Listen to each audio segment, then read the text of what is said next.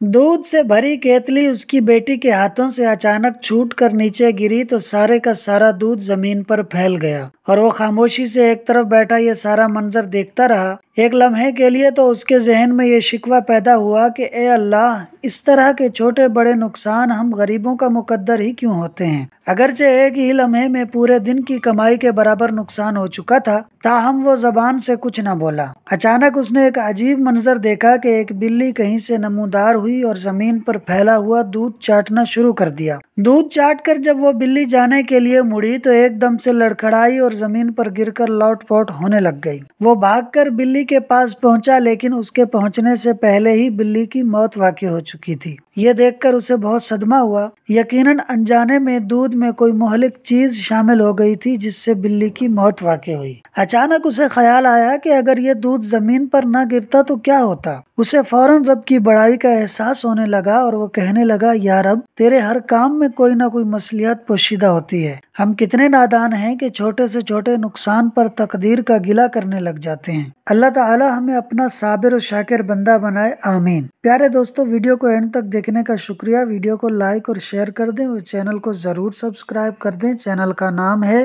Fast सुनो 4296।